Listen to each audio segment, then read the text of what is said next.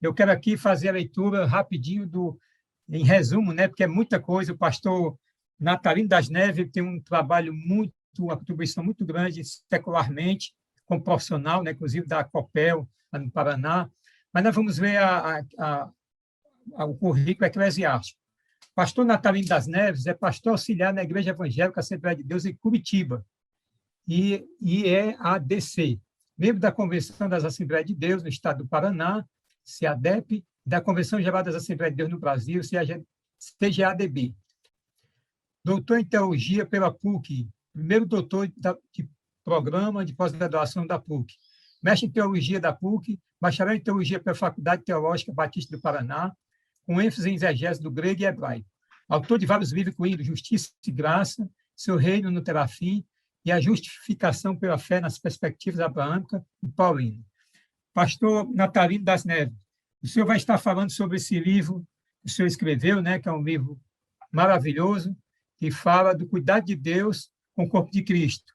É um prazer estar aqui com o senhor. Nós iremos estar falando de tópicos, o senhor vai estar falando sobre os tópicos dos livros, e como comentarista de jovens há muito tempo, também como pastor Arinaldo, né? O senhor já tem essa experiência de ser o comentarista das lições bíblicas para os jovens.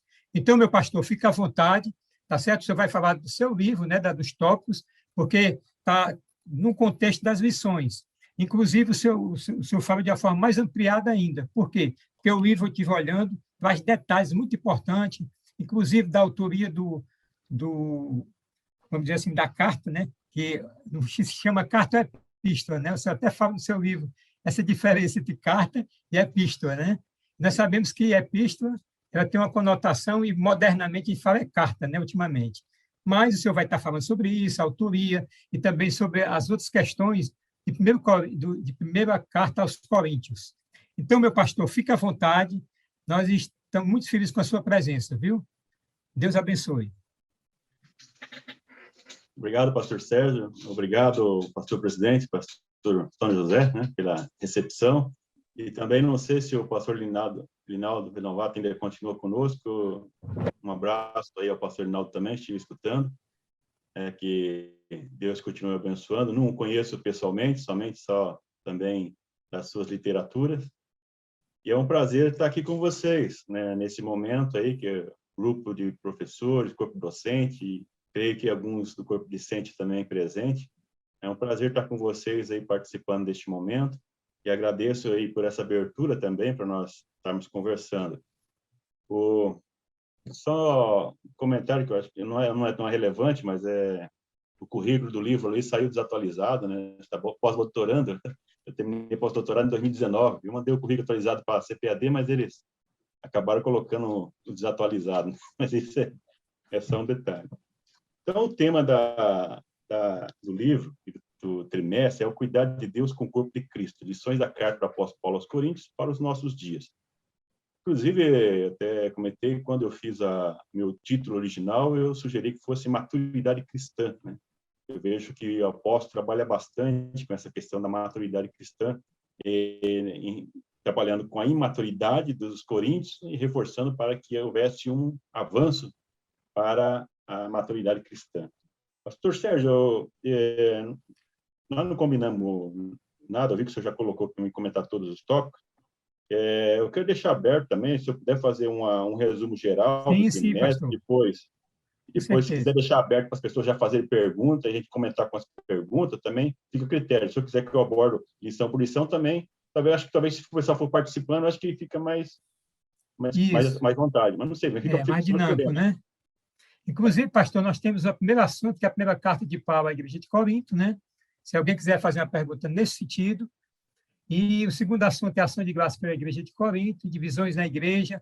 Essa carta é riquíssima para nos ensinar a questão do que estava acontecendo na igreja local, como divisões na igreja, a sabedoria divina, né? O caráter da pregação de Paulo, a maturidade espiritual de Coríntios. Então, tudo isso, pastor, são coisas que nós vivenciamos né, hoje. Então, eu gostaria de deixar aberto aí para alguém fazer alguma pergunta. Pastor Sérgio, a minha sugestão é que eu faça um resumo, agora, assim, só de forma geral, panorâmica. Com certeza, pastor. O apóstolo Paulo estava na sua terceira viagem missionária, lá para os anos de 55, 56, na igreja de Éfeso, né, uma cidade estratégica para ele também, em termos missionários, e ele recebe, então, algumas notícias a respeito de Corinto, uma cidade que ele havia fundado há uns 5 anos, aproximadamente, antes da escrita dessa carta.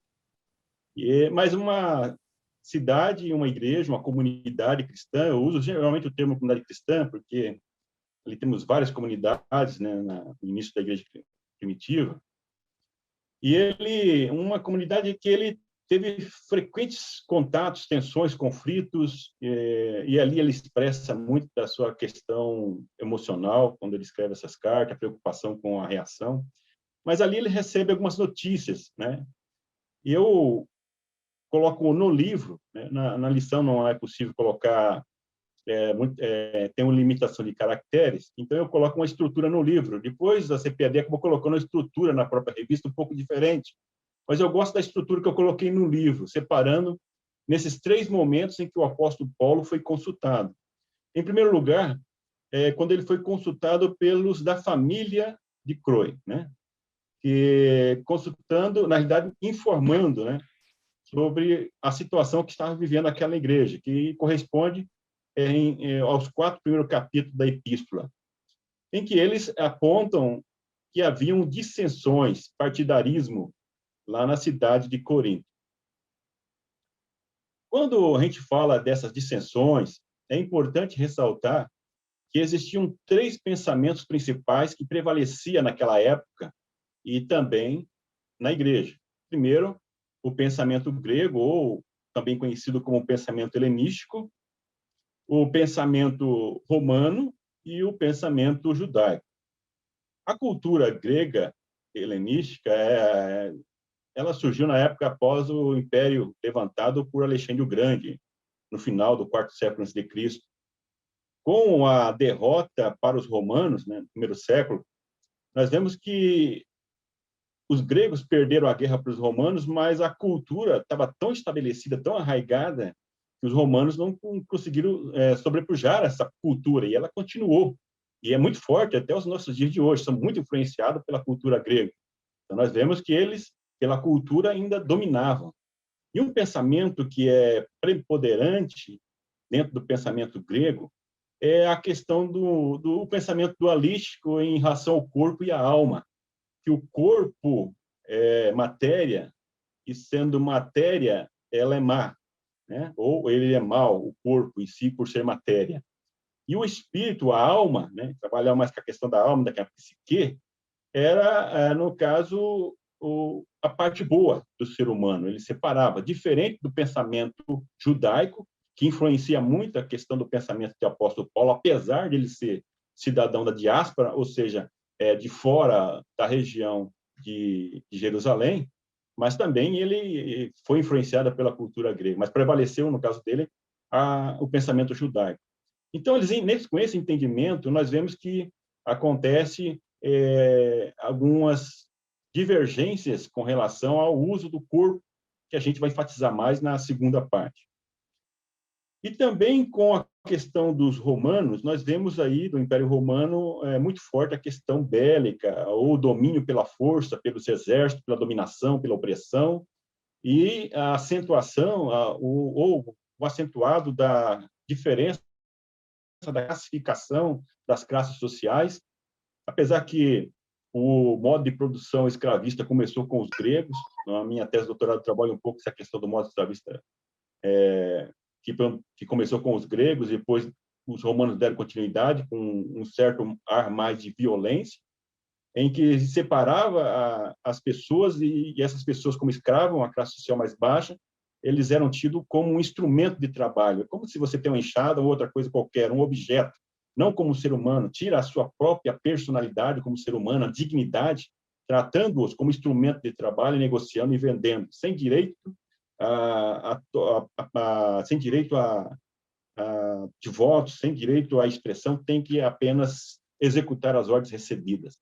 E eles, como os gregos, consideravam o trabalho. Então, isso é importante quando a gente vai ver que o apóstolo Paulo muitas vezes desconsiderado, porque ele era um operário braçal, né, fazedor de tendas ali.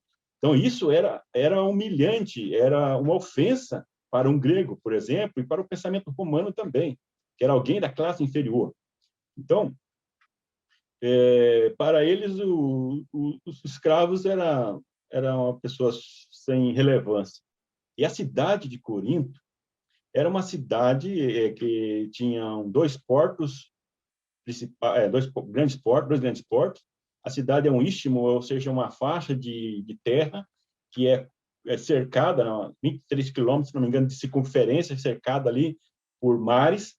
E hoje existe um canal ali dentro dessa faixa de terra que os navios passam, mas na época não passava-se os navios, eles tinham que dar a volta se quisessem, então eles não usavam essa volta que era muito grande, e também tinha a questão das tempestades, e naquela época ainda a questão de pirataria, os romanos não tinham resolvido naquela região ainda, então o pessoal utilizava essa faixa de terra para passar de um lado para o outro. Quem fazia isso? Eram os escravos. Os escravos descarregavam esses navios para colocar em outras repartições e passar para o outro lado, ou pequenas embarcações que eram empurradas em roliços de madeira, passando de um lado para o outro. Então, o trabalho braçal ali era muito grande e muito importante, e era um abuso que existia das pessoas, dos escravos, né, para fazer isso, uma pressão muito grande. Então, quando a comunidade é formada, essas pessoas, esses escravos, e na concepção judaica, eu coloco no livro aí a situação da sinagoga, que nós tínhamos ali os judeus, nós tínhamos os prosélitos, que eram pessoas não judeus que se convertiam ao judaísmo, se batizavam e se convertiam, circuncidavam e cumpriam todas as regras como judeu. E tinham os devotos, que é muito citado na Bíblia, devido a essa expansão do evangelho para os gentios. O devoto era aquele que não se submetia a esses rituais do judaísmo, mas eram frequentadores da sinagoga, que esses vão ser a maioria depois na comunidade cristã. Então, Paulo, ele evidentemente lembra quando ele chegou nessa cidade, né? Uma cidade também que era muito influenciada por pensamentos diferentes no sentido religioso. Existiam 23 templos naquela cidade, destacando-se 2 templos, que é o templo de Afrodite, né, do grego, e Vênus, chamado pelos romanos, que é a mesma deusa com nome diferente, só por causa da língua, e também o templo de Apolo, que é o deus da música, da estética, etc. Mas o que mais influenciava era o templo da Afrodite, que era a deusa do amor, onde existiam algumas prostitutas cultuais. Então, o ato sexual fazia parte da própria adoração à deusa, que estava influenciando ali. Então, essas questões que nós vemos na cidade de Corinto, ela acaba também influenciando nessa recém-comunidade formada, que era uma novidade para a cidade, é uma nova forma de pensar. Só que, dentro da igreja, o apóstolo Paulo ele passa a implementar o modelo diaconal de Jesus, o modelo de serviço de Jesus, que era muito diferente do modelo romano, que era um modelo de opressão, que era um modelo de dominação, e também do pensamento grego, onde existia a diferenciação da classe social, uma pequena elite, algumas pessoas libertas e uma grande massa de escravos, que não tinham direito a voto a nada, e eram considerados instrumento alguém abaixo, né? Quase nada, vamos dizer assim. Agora, o apóstolo Paulo passa a dizer que na igreja essas pessoas são iguais. Né? Evidente que não tem como mudar totalmente essa forma de cultura, mas ele vai procurando mudar, né? Implementando pouco a pouco essa diferença da forma de modelo de vida entre a comunidade cristã, seguindo o modelo deixado por Cristo, da servidão. Eu deixo isso no meu livro Cobiça e Orgulho, bem evidente, lá na Lava Pesca, no último capítulo, como que Jesus, na última refeição com os discípulos, deixa o exemplo da Lava Pesca para demonstrar que o serviço, a igreja está aí para servir, ele veio para servir. Não é o processo de dominação, não é o processo de sobrepor sobre os outros aquilo que ele tem como cultura, como classe social, como poder econômico, como poder político, para sobrepor sobre os outros e desprezar os outros. É o que estava acontecendo na igreja. Então, esses primeiros 4 capítulos, eles vão enfatizar isso. E Paulo fala muito da questão da sabedoria, por quê? Porque a sabedoria, o conhecimento, era demasiadamente valorizado pelos gregos, né? Que levava as pessoas com esse conhecimento superior, que deveriam ser praticamente cultuadas, né? Cultuadas, porque existia um certo conhecimento que também levava até a salvação, aí levando para as religiões mistéricas, onde que esse conhecimento tinha, de certa forma, algumas coisas que não eram reveladas, e somente algum grupo é que tinha esse conhecimento. Nós vemos uma tendência pregnóstica já presente presente nessa época também na igreja, que vai se fortalecer depois, até no primeiro século, vai para o segundo século. Então, esse pensamento, ele prevalece. Vemos o apóstolo Paulo, então, se apresentando ou fazendo-os lembrar de quando ele chegou ali naquela cidade, em que ele iniciou pela sinagoga, foi rejeitado pelos judeus, eles levaram para os tribunais de Gaio, que o absolve, disse, a ideia é assunto de vocês, não quero tratar desse assunto, é assunto interno de igreja, vocês resolvam isso daí, e absolveu Paulo, mas Paulo tem que sair aí daquela comunidade e implementa a comunidade cristã ao lado da sinagoga, na casa do justo chamado, né, de justos, e ali depois vai crescendo e vai ampliando em outras casas, mas é importante dizer que quem tinha uma casa para receber essas pessoas, geralmente eram pessoas de mais posse. Isso vai causando problema também, porque essa pessoa ela vai repetindo o que acontecia na própria sociedade. Então, essas pessoas é que tinham o poder, o domínio. E também tinha um problema, porque quando um senhor, alguém rico, ele se convertia, toda a casa, quando fala casa, não é a esposa e os filhos, é o servo, é toda a casa, todo mundo que estava convivendo com eles também tinham que seguir a mesma fé daquele senhor que era o principal. Então, muita gente se convertia não por total mudança de comportamento, de vida, porque aceitou Jesus, não, porque o chefe, né, da família se converteu e todo mundo tem que ir junto. Então, isso vai provocando uma grande dissensão, tensão, e o apóstolo Paulo vai trabalhando com isso e apontando para quê? Apontando para Cristo. Nós trabalhamos aí que a questão da mensagem de Paulo era a cruz de Cristo, era o centro. Ele apresenta Jesus, então, como a maior revelação de Deus, a sabedoria de Deus, fazendo alusão a textos do Antigo Testamento, como em Provérbios, que nós vemos a personificação da sabedoria, e nós vemos o texto dizendo que ela existia já desde antes da criação de todas as coisas. Então, Paulo, ele faz aí uma releitura desses textos do Antigo Testamento e apresenta Jesus como a verdadeira sabedoria de Deus. Então, Jesus é a maior expressão da sabedoria de Deus. E falar em Jesus não tem como não falar da cruz, da morte de cruz, da sua mensagem, da sua morte expiatória e como sacrifício perfeito diante de Deus, que também acaba sendo um problema para os judeus e mesmo alguns convertidos. Né? E aí vem a questão da justificação pela fé, que eu trabalho no meu livro Justificação pela Fé nas perspectivas abraâmica e paulina. Essa questão bem forte, o trabalho, eu coloco como referência no meu livro aí também, nesse livro, O Cuidar de Deus como o Corpo de Cristo, porque ele usa muito ali, principalmente em Romanos 4, esse exemplo da figura de Abraão como um protótipo da fé cristã. E como ele creu e foi justificado antes mesmo, lá no Antigo Testamento, gente que sem de ser circuncidado, mesmo antes de ter sido criado a lei, ele foi justificado. Então, ele apresenta isso que causa e vai causando distensão. Mas eu creio que o maior problema que existia nas distensões era esse orgulho, a arrogância que existia nessas pessoas que se achavam superior aos demais. Aí que eu coloco e cito Provérbios também numa das lições, onde que é apresentado a humildade, né, o temor ao Senhor como um antídoto contra o orgulho e a arrogância, que nós vemos que perdura ainda nos nossos dias de hoje, e também essas divisões que nós vemos por causa dessa falta de humildade que é muito apresentada no ministério de Jesus e do apóstolo Paulo. Aí nós vemos a segunda parte, onde nós temos o capítulo 5, capítulo 6, que Paulo ele trabalha agora sobre algumas questões que já são de conhecimento comum, já era conhecimento da igreja e também da sociedade. Paulo deixa bem claro isso, até os de fora já sabe disso, quando ele trata do caso do incesto, em que um enteado ele convivia com a sua madrasta como casais.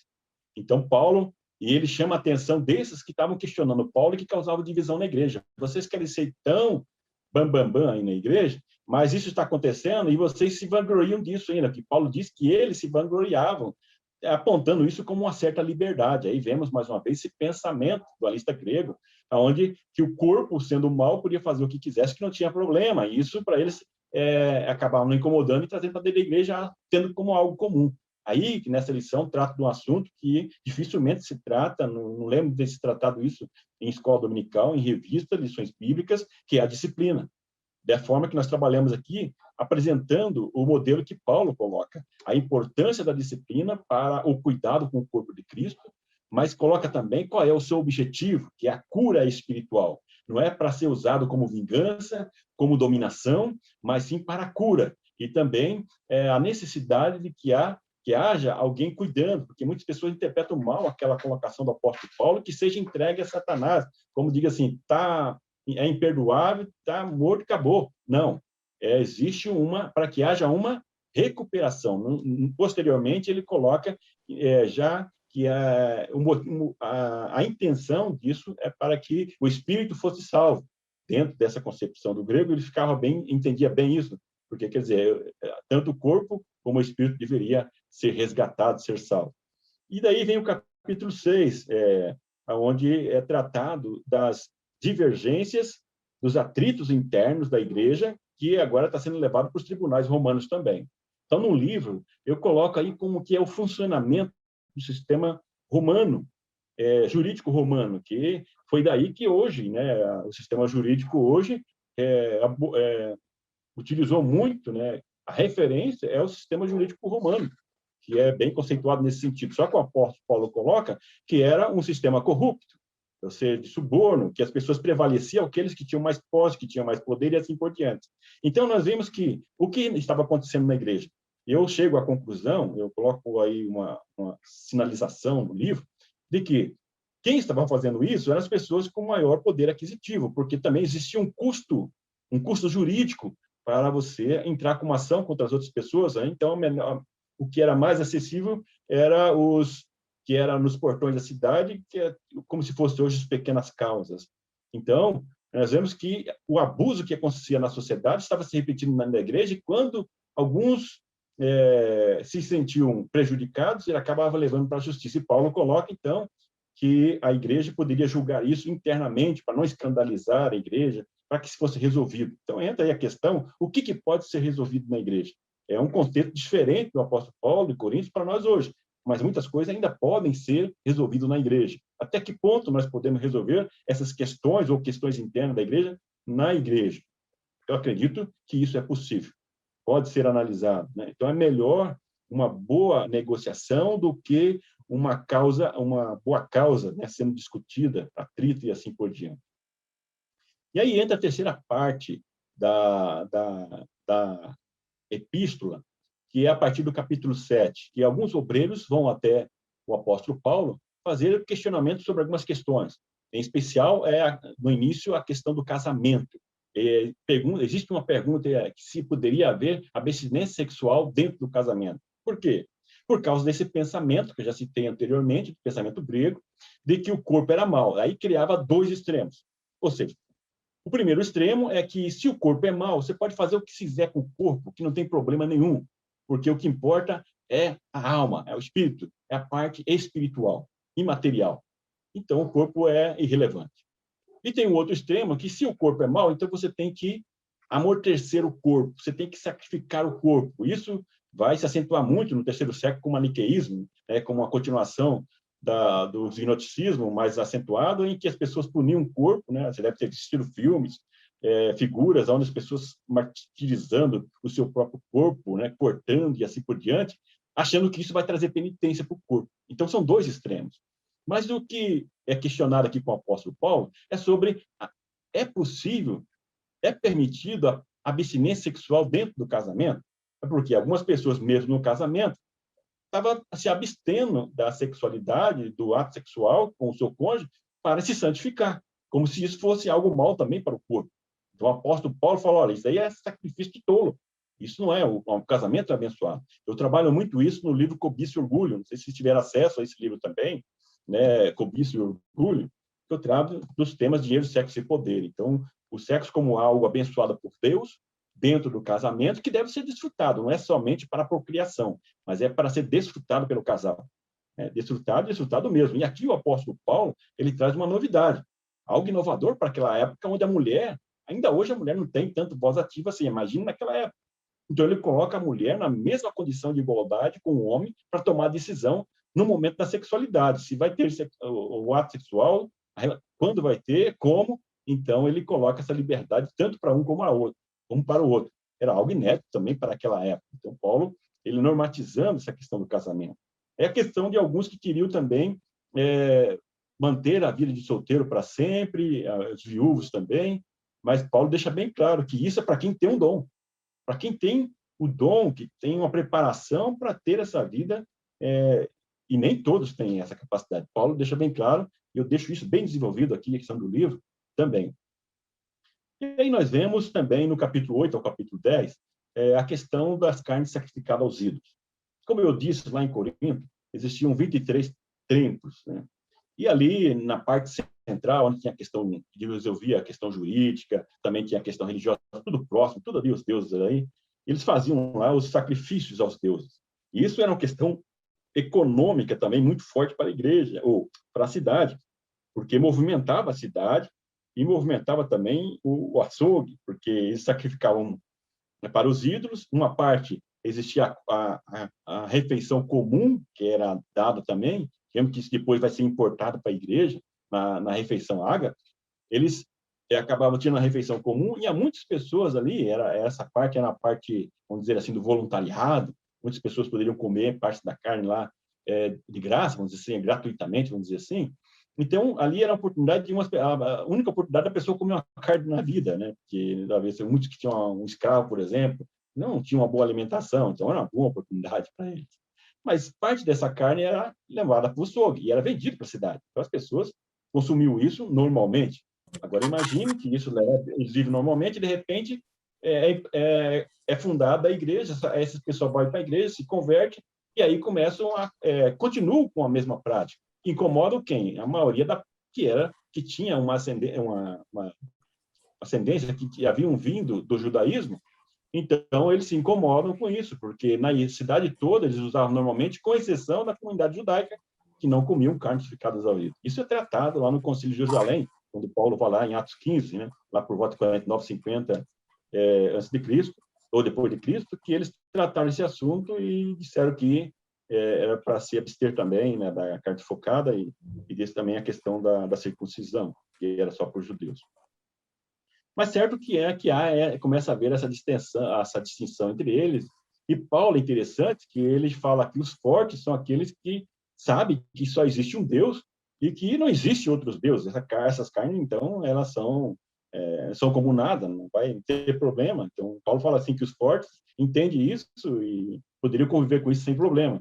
Mas daí Paulo fala para os fracos, mas os fracos, eles veem isso e pesa na sua consciência. Pesa na consciência se eles comerem, e pesa na consciência dele também se ver o irmão comendo. Então, se incomoda com isso. E vai criando atrito dentro da igreja. Então, Paulo vai tratando esse assunto da igreja para a comunidade e fala, olha, quando vocês forem a algum lugar comer na casa de alguém, não pergunte o que está na mesa lá, se for sacrificado ou não, né? Ore, dê graça e coma. Isso não tem poder sobre vocês. Mas Paulo, ele fala assim, mas olha, se isso escandaliza o teu irmão, aqueles que comiam, então pare, não coma.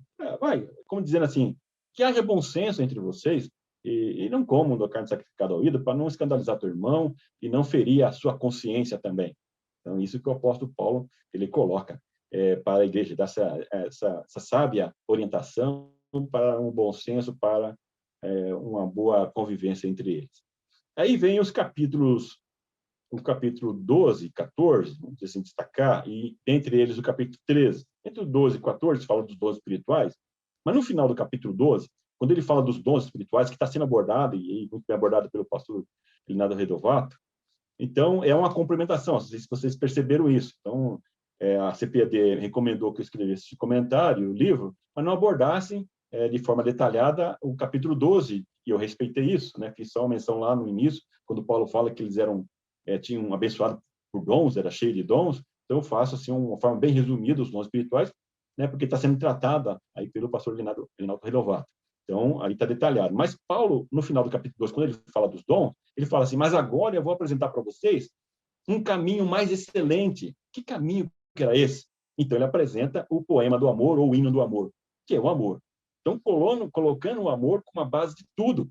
Ou seja, também é a base para a resolução dos problemas, dos conflitos que existiam entre os membros da igreja, que se houvesse amor, não haveria aquelas divisões, não haveria aqueles partidarismo, não haveria aquelas brigas que estavam acontecendo entre a igreja. E também as pessoas que utilizavam os dons, eles saberiam usar de forma adequada, não para a sua própria propagação, não para os seus próprios interesses, mas para o bem da coletividade, ou seja, um dom como serviço. Não é para engrandecimento e também não significa que a pessoa que tem os dons é mais espiritual do que a outra. Pode ser até o contrário, né? Deus capacitando, fortalecendo, porque a pessoa é menos espiritual do que outra, ou menos madura, e com isso vai fortalecendo. Mas certo que o dom não é para evidenciar se a pessoa é espiritual ou não, não é para destacar a pessoa no sentido de os holofotes para si mesmo, mas é para o bem comum, é para o serviço. Então, o poema do amor é algo muito importante e destaco, tem essa questão que o amor prevalece. Tanto que Paulo coloca que ele é o único que permanece para sempre, os dons acabam e assim por diante. E aí vem a questão da Santa Ceia, em que Paulo também ele trabalha no capítulo 11, o capitulando, né, no capítulo 11, depois tem que trabalhar separado, a Santa Ceia, que isso também estava trazendo discórdia. A ceia do Senhor, que era para ser a expressão máxima de comunhão, a expressão máxima de comunhão da comunidade cristã, a ceia do Senhor, onde você comemora, onde você relembra a morte e a ressurreição de Cristo, deveria ser um momento mais especial de união da igreja, de cooperativismo, e estava sendo uma expressão das divisões da igreja. Paulo fala até que uns chegam antes, não esperam os outros, comem, fala até que alguns se embebedam, quer dizer, estavam bebendo lá durante a reunião ágape, e depois, com o tempo, foi acrescentado a ceia do Senhor, como uma coisa única, né, na sequência, aí um não esperava o outro, se bebiam, Paulo disse assim, e alguns até se embebedam, e outros passam fome, ou seja, aqueles que eram fracos, escravos, mais simples, eles chegavam e cada um levava a sua comida e eles não compartilhavam. É o que eu faz hoje, por exemplo, eu falo, pessoal, vamos lá em casa, cada um traz uma coisa lá, coloca na mesa, todo mundo come junto, né? Isso que deveria ser. Mas não, eles faziam diferente, porque não queriam se misturar, separavam do outro e ainda se consideravam superior. Não haviam aprendido ainda o modelo diaconal de Cristo, que Paulo tanto havia ensinado e que também as igrejas anteriores, as comunidades anteriores, após a morte de Cristo, até a época que Paulo havia escrevido, também estava demonstrando, né? E, por fim, nós vemos a ressurreição. A ressurreição existia essa preocupação, mais uma vez, destaco a questão do pensamento grego, a influência da questão do corpo. Então, eles estavam preocupados com a parousia, né? Ou seja, se Jesus voltasse, o arrebatamento da igreja, como é que seria? Os mortos ressuscitariam, né? Porque estava morto, é como a semente que deve morrer e nascer, e os que estivessem vivos, que não tinham morrido, estavam com o corpo ainda vivo, nós vamos ficar, não vamos participar desse momento, tinha aquela preocupação, porque o corpo era mau. Então, o apóstolo Paulo vai tranquilizá-los em relação a isso, dizendo que apresenta o modelo de Cristo como modelo para a igreja, para os salvos, né? Da mesma maneira que o corpo de Cristo, né? que se tornou como ser humano, como homem, como matéria ali também, e teve o seu corpo transformado, da mesma forma a igreja. Os salvos terão os seus corpos transformados, tantos que morreram, que ressuscitarão, os mortos, né, que ao mesmo tempo, então, eles serão transformados e partirão para a nova vida, a vida eterna com Deus. Então, Paulo vai tranquilizá-los em relação a isso. Então, se eles não tivessem feito essas perguntas, trazido essas informações ao apóstolo Paulo, hoje nós não teríamos informações. E quando eu falo da ceia, por exemplo, é o primeiro registro escrito que nós temos da ceia. Às vezes as pessoas esquecem, os evangelhos ainda não tinham sido escritos. E Paulo registra pela primeira vez como se organizar a ceia do Senhor. Até então, era a tradição oral. E nós temos isso escrito hoje, e usamos na ceia, porque o apóstolo Paulo estava orientando os seus discípulos. Então, o apóstolo Paulo utilizava as cartas como uma extensão do seu ministério pastoral, né? Para dar orientações aos seus discípulos, muitas vezes para divertir, falando de uma forma amável, mas ao mesmo tempo firme, para corrigir a igreja, cuidando do corpo de Cristo, né? É Deus cuidando do corpo de Cristo por meio do apóstolo Paulo, para que eles pudessem amadurecer na fé. Então, pastor Sérgio, essa é a que eu gostaria de fazer, uma apresentação que eu gostaria de fazer de forma panorâmica, né, resumida, e deixar agora para vocês aí fazerem uma análise e participar. Sim, sim. Vamos deixar um espaço para o pessoal falar, pastor. Agora, é muito interessante essa questão da parte da divisão na igreja, né? Naquela época. E como é que a gente pode contextualizar hoje, pastor, essa questão do partidarismo, né? Principalmente no capítulo 3, né? Fala um pouquinho disso aí, pastor, por gentileza, uma abordagem mais contextualizada hoje. Então, Paulo está falando problemas, divisões que existem dentro da própria igreja.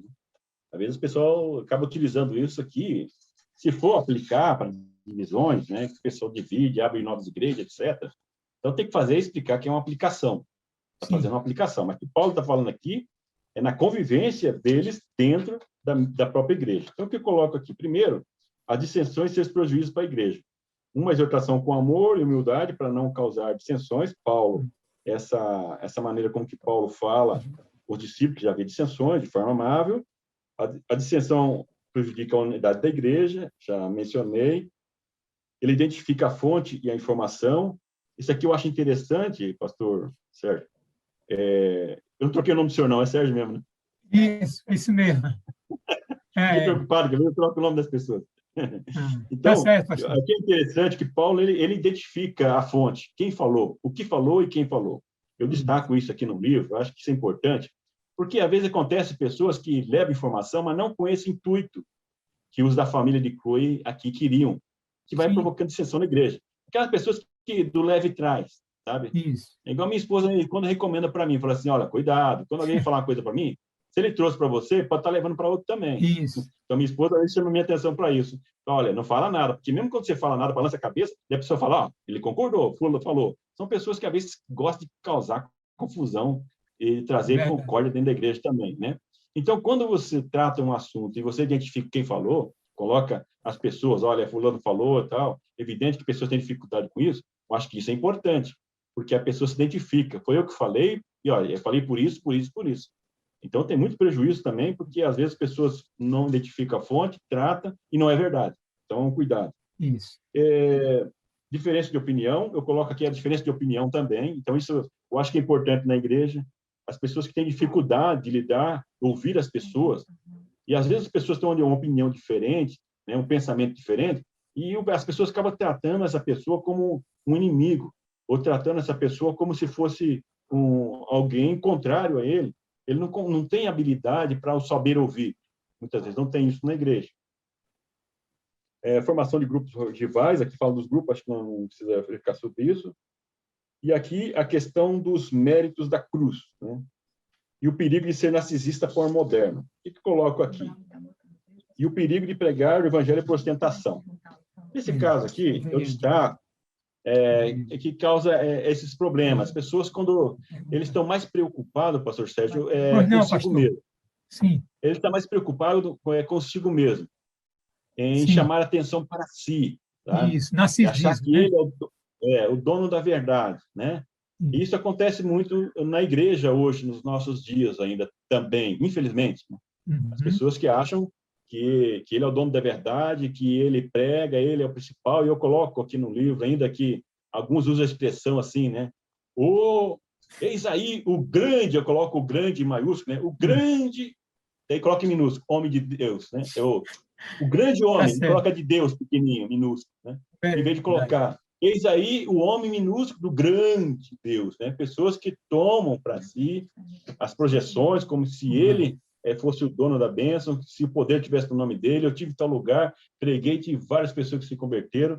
Então, ele traz esse sentimento de superioridade em relação aos outros, e isso acaba prejudicando o seu relacionamento com as próprias pessoas dentro da igreja, porque ele olha para as outras pessoas com ar de superioridade, que acontecia lá em Corinto. Né? Eu não sei se o senhor quer fazer uma pergunta específica. Pastor, é porque é o seguinte, nós temos a pergunta no chat aí. Eu queria falar com o irmão Brauner. Irmão Brauner? É o Carlinhos Alves. Ele está perguntando aqui.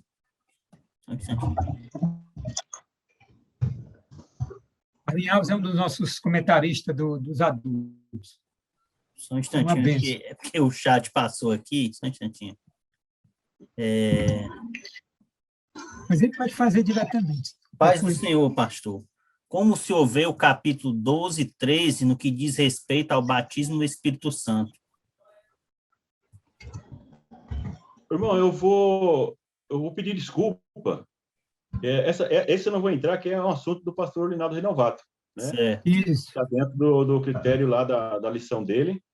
Então, o que eu posso dizer, a única coisa que eu coloco no livro aqui, então eu vou falar porque eu coloquei no livro, que o batismo, como os demais dons, eles são para o exercício para o serviço na casa de Deus. Então, eu coloco aqui um testemunho no livro de um irmão que me procurou, de idade, crente há muitos anos.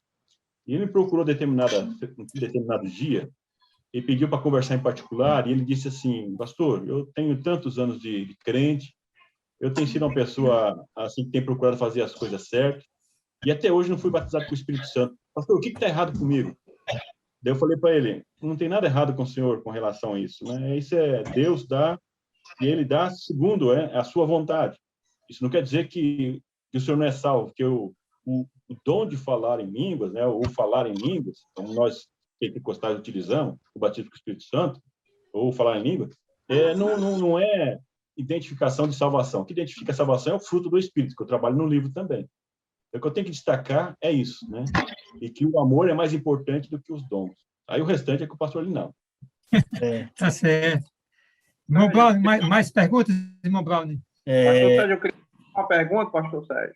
Pois não, mas aí é o pastor Arnaldo. Pastor Arnaldo, pode ficar à vontade. Faça aí diretamente a autoridade aí, pastor. Eu queria fazer aqui uma pergunta ao pastor Natalino. A gente tem observado, aí você fez um comentário muito interessante no capítulo 7, onde o apóstolo Paulo ele trabalha essa questão da sexualidade com a igreja de Corinto. A gente observando, parece que essa questão da sexualidade é um tabu muito antigo, né? É uma problemática, parece muito difícil da igreja lidar com isso. A gente percebe que o apóstolo Paulo precisa trazer uma notícia, dando instrução, e a gente percebe que, e aí eu quero, na verdade é uma pergunta, não uma afirmação, a gente percebe que esse problema parece ainda perdurar até o dia de hoje. Como é que o senhor vê essa questão da sexualidade? Ainda é um tabu a ser tratado dentro da igreja, no dia de hoje? Como se deve tratar essa questão? Deve se tratar de forma mais aberta, uma vez que essa questão para a igreja ela é um tabu muito fechado. Mas isso para o mundo é uma coisa extremamente aberta, ainda mais com o advento da tecnologia, onde esse assunto da sexualidade parece ser uma coisa muito aberta, muito acessível, principalmente à juventude.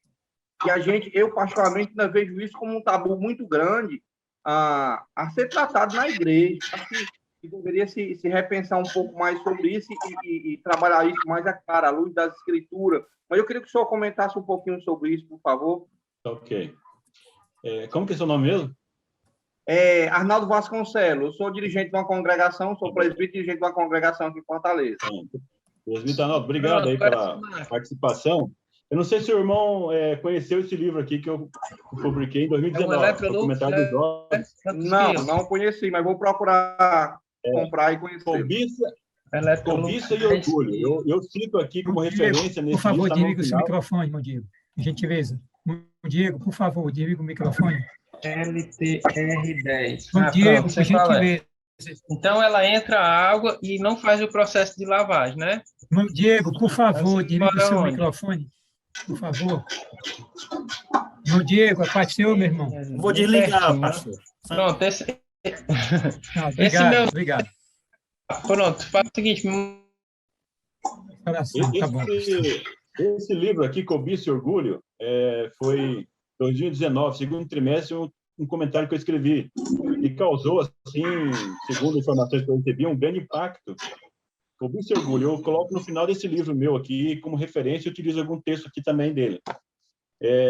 Eu abordo aqui dinheiro, sexo e poder. Então, conforme testemunho de próprias pessoas que trataram esse tema, como nunca foi abordado na igreja, de forma aberta.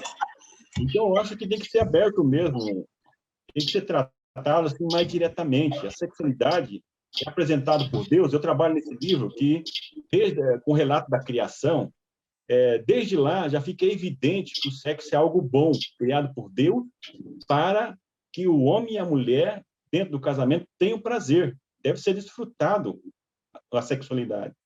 Não somente para a procriação, é tanto para o casamento, a procriação, como para o desfrute do prazer, o gozo do prazer da sexualidade do casal. Então, eu coloco aqui isso já na lição dos jovens, que eles devem entrar no casamento já sabendo disso.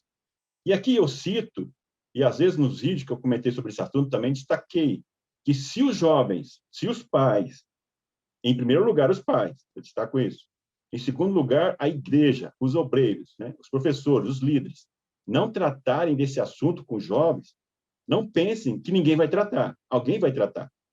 Então, é melhor que os pais e a igreja cheguem primeiro com a informação segundo os critérios bíblicos, que isso não é um problema no sentido de que seja feito dentro das recomendações bíblicas, das orientações da igreja, né, dentro do casamento, e deve ser desfrutado da melhor maneira possível.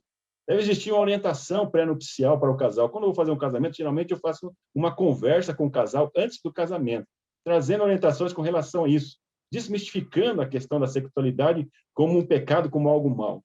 Eu comentei numa outra live, de uns tempo atrás, de um casal que me e a irmã puxou o assunto, dizendo que, pastor, eu e meu esposo, nós sempre guardamos uma semana antes da ceia de atividade sexual, né, para se santificar, para participar da ceia, e agora meu esposo não quer mais, porque acha que não precisa.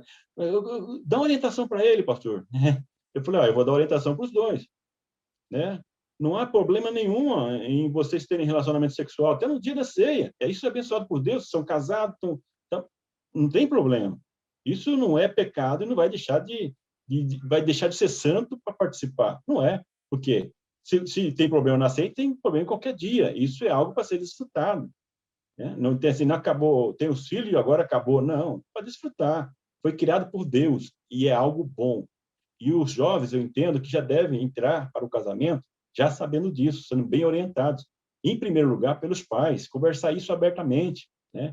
Desde criança, eu lembro que os meus filhos eram pequenos, já falava sobre o cuidado do órgão sexual da criança, do menino, da menina, né? Tudo isso. Por quê? Porque tem muitas pessoas que abusam, né? Dentro da igreja mesmo. Tem casos de pessoas de abusos dentro da própria igreja, quer seja na própria família ou de outras pessoas que são da igreja que acabam também abusando da inocência da criança na questão da sexualidade. Então, quando elas estão bem orientadas, eu acredito que elas são menos suscetíveis ao perigo, ao erro, ou de serem exploradas sexualmente. Eu não sei se é isso que o senhor queria ouvir, ou se você quer que eu complemente mais alguma coisa ao meu pensamento. Não, está ótimo, pastor. Muito obrigado pela sua colocação. Acho que é isso mesmo. É muito bom a sua explanação sobre isso. É justamente isso que eu queria chegar. É esse tabu que, ao meu ver, realmente precisa ser trabalhado, assim como o apóstolo Paulo trabalhou. Isso já era um tabu ali no primeiro século, e isso parece ainda perdurar todo esse tempo. Eu acredito que realmente isso precisa ser trabalhado à luz das Escrituras, dentro do ambiente familiar. Os pais acredito que são os melhores conselheiros para trabalhar com os filhos, jovens, adolescentes, sobre esse assunto. E muito bom a sua colocação. Muito obrigado. Obrigado, Arnaldo. E, o livro aqui, eu não sei, estava esgotado na CPAD, não sei se eles editaram mais ou não. Eu tenho comigo, mas na CPAD parece que tinha acabado, sabe? Mas esse livro aqui vai ajudar bastante. Se não tiver, dá para comprar ele e-book, sabe? Foi mais barato ainda, mas no computador. Isso aqui eu abordo, assim, bem diretamente essa questão. E o pessoal tem me agradecido por abordar dessa forma. Então, acredito que vai ser bom nessa questão. Pastor? Pode falar, Cláudio Peixoto? Eu queria só pedir, assim, porque tem algumas perguntas que eu estava copiando aqui, aí eu vou deixar o irmão fazer essa pergunta e depois eu vou seguir aqui as que já estão separadas aqui, tá bom? Que eram irmãos que tinham feito já desde o começo essas perguntas. Pode falar, irmão. O irmão que ia fazer a pergunta. Pode.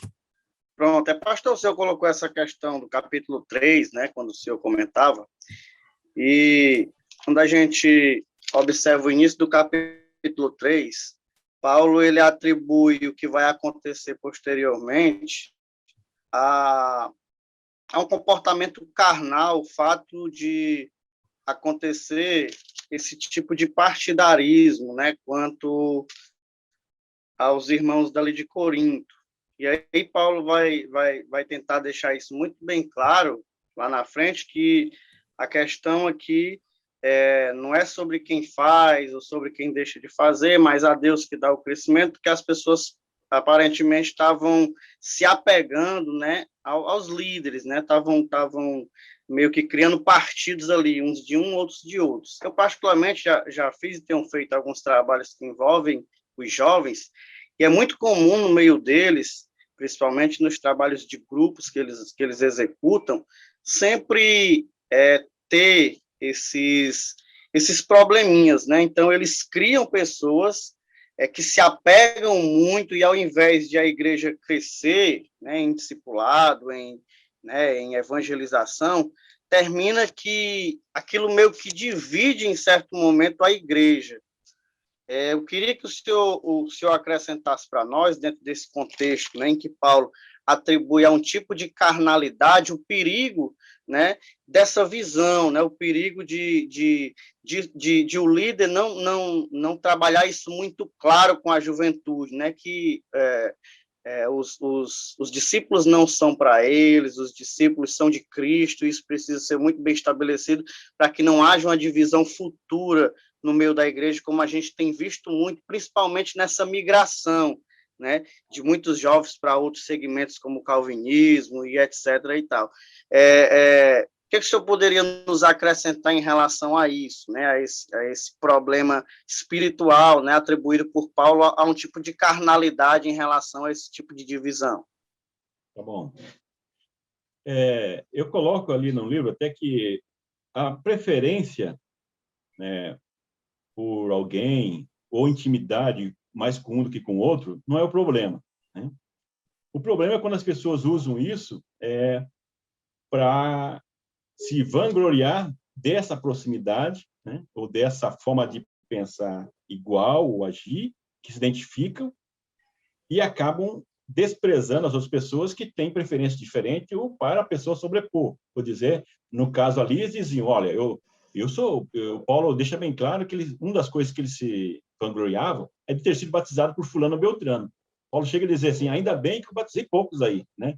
Porque para dizer assim que se vangloriar que foi batizado por mim, né? Então as pessoas não podem. E depois outros vangloriam por Pedro, etc. Tem as suas facções ali, né? Pedro mais aqueles que tinham mais a tendência judaica, Paulo aqueles que eram os primeiros que se converteram, Apolo aqueles que tinham mais a influência por causa do pensamento grego, e depois os escritos são aqueles que são mais santarrões.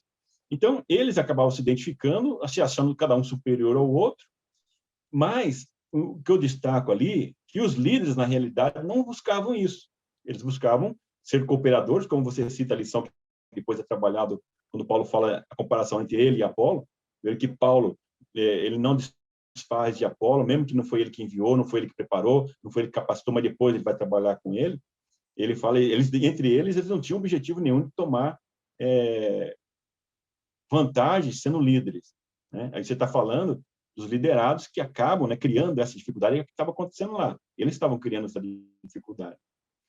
E entre os jovens hoje, a minha preocupação maior ainda é quando eles têm os seus referenciais fora da igreja. Como lá eles falaram dos pensadores, hoje tem muitos pensadores aí que são, vamos dizer assim, famosos aí na sociedade, na mídia, e que estão fazendo a cabeça dos nossos jovens. Esse eu vejo que talvez um dos grandes problemas que nós não estamos atendo isso na igreja.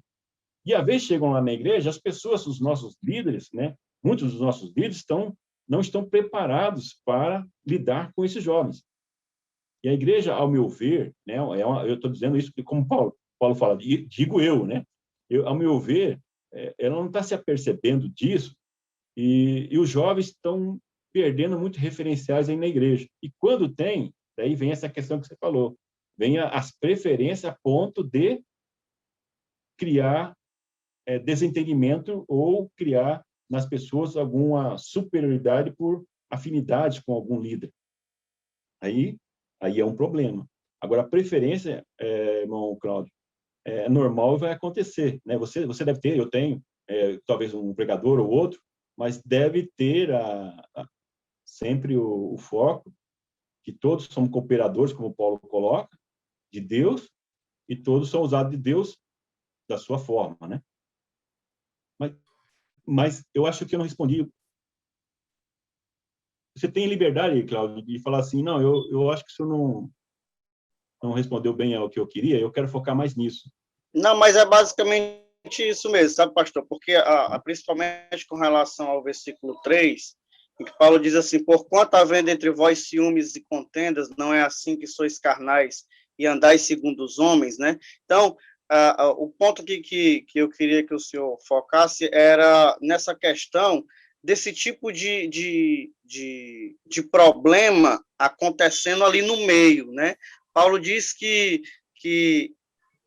havendo isso, né, esse tipo de ciúmes e contenda, é sinal de um problema carnal acontecendo entre aqueles que ali estão, que muitas vezes levam os nossos jovens a migrarem, né, para outras ramificações aí, como o senhor já colocou. E aí a minha pergunta ela é baseada nisso.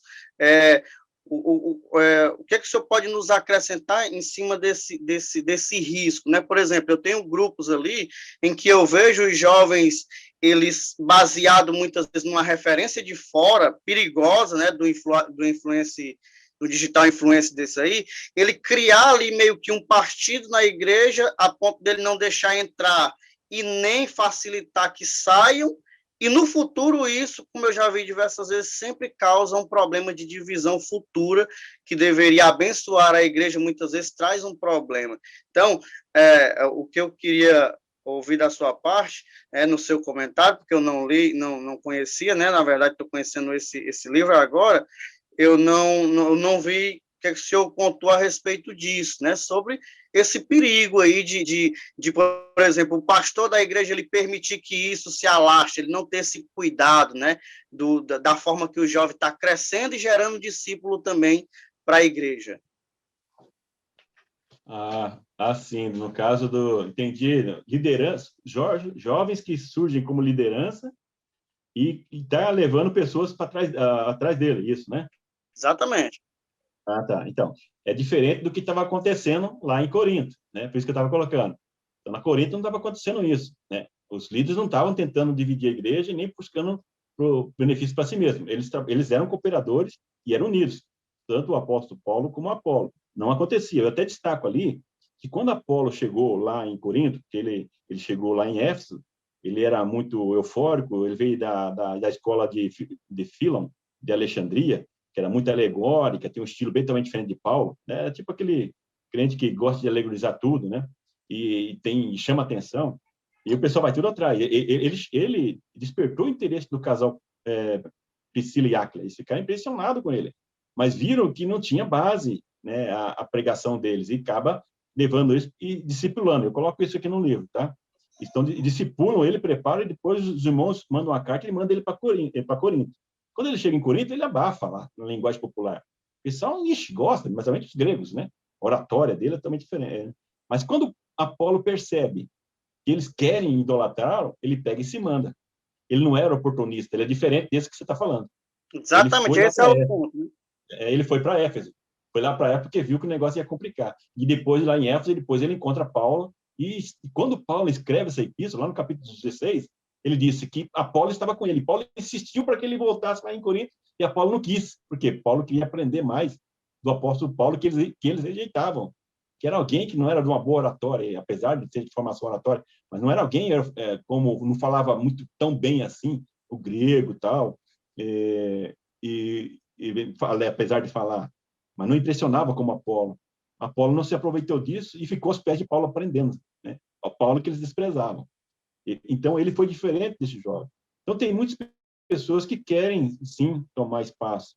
E eu acho que o líder ele tem que estar observando, sim, isso, irmão Cláudio, e tem que conversar. O que eu acho que é um problema é que tem muitos líderes que, em vez de eles chegarem a acompanhar esses jovens que são considerados, entre aspas, algum potencial problema, em vez de sentar, falar, vem aqui, eu quero conversar com você de uma forma aberta, orientar e tal, eles acabam perseguindo esses jovens.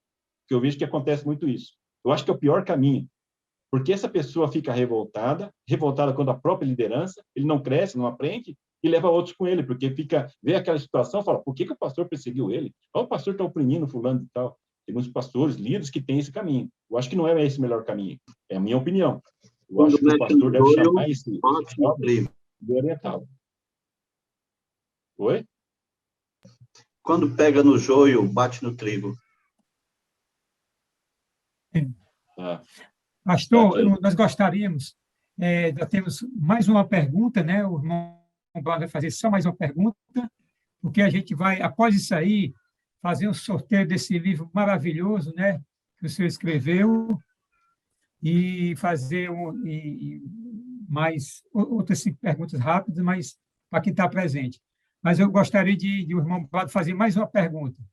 Inclusive, Tá. Tem uma Eu peço pergunta. para que vai ir direto na pergunta, assim, bem objetivo, o que eu preciso responder, de preferência, sim, se for possível. isso. Aqui tem uma pergunta, pastor, do Sérgio Batista. O apóstolo Paulo, por diversas vezes, expunha o nome de pessoas para tratar questões na igreja. Como podemos ver essas questões em dia onde se exige uma ética que proíbe tais exposições? Não deve ser exposto assim em público, né? A situação é bem diferente hoje, né? Você pode ter questão de processo, etc. Por isso que eu coloco ali, na hora que trata da questão da lição da disciplina, quando fala do incesto, né, que isso deve ser, não é para expor as pessoas, deve ser tratado, né, diretamente com as pessoas, e até a questão da disciplina deve ser o último estágio, porque a pessoa acho que deve ser acompanhada primeiramente. Eu coloco ali também que eu acho que a igreja, entendo que a igreja deve, eu coloco isso no livro, a igreja deve ter um grupo de pessoas capacitadas, né, para tratar desse assunto, inclusive com treinamento interno da igreja, né, preparando essas pessoas especificamente para lidar com essas situações, né, pessoas que estão com alguma dificuldade na igreja, algum problema, para tentar tratar, resolver, sem precisar de disciplina, e se caso houver algo assim, que não há como tratar e ter disciplinar, também houver o acompanhamento pós, né, para resgatar sempre a pessoa, e não precisa expor, eu entendo que não precisa expor. Agora, o que Paulo está tratando ali, no caso aí em Corinto, não é ele que está expondo, ele está dizendo que até os de fora já sabiam. É o comentário na igreja, é o comentário na sociedade, era um escândalo para a igreja e para a sociedade. Tem uma outra pergunta aqui, pastor, que é do Alexandre Assunção. O capítulo 11 fala apenas da Santa Ceia ou reunião ágape também? Havia diferença entre uma e outra? Ágape e ceia, ou era uma extensão da outra? No caso em Corinto ali, quando Paulo escreve, era uma extensão, né? Já estava acontecendo as duas coisas ao mesmo tempo, né? A reunião ágape primeiro e depois a ceia. Já acontecia ali a reunião as duas coisas aconteciam ali.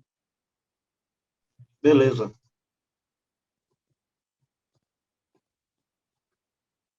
Pastor, eu quero nesse momento agradecer, porque foi muito instrutiva esse momento com o senhor, que nós aprendemos muito, eu aprendi demais, e nos motivou a ler o livro com mais detalhes, porque é muita coisa. Eu comecei a ver o livro, eu vi que tem muita coisa importante para cada assunto. Por isso que é importante os professores eles focarem no livro, né? Fazer uma pesquisa no livro, desde o início da primeira aula até a 13ª. Então, o senhor está de parabéns. Eu quero aqui, de coração, lhe agradecer. No caso, nosso pastor não tinha que resolver um assunto agora, né? Motivo justo, ele não pôde estar conosco até no final, mas pediu para justificá-lo.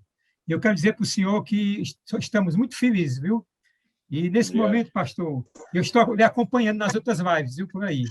Está uma benção, viu? Hoje tem outra, 19 horas tem outra. O senhor não para, por isso que eu vou deixar o senhor descansar um pouquinho também, porque não é fácil, viu? O senhor está na maratona, está trabalhando mais nessa pandemia do que fiquei fora da pandemia, né? Foi o que eu vejo. Né, pastor?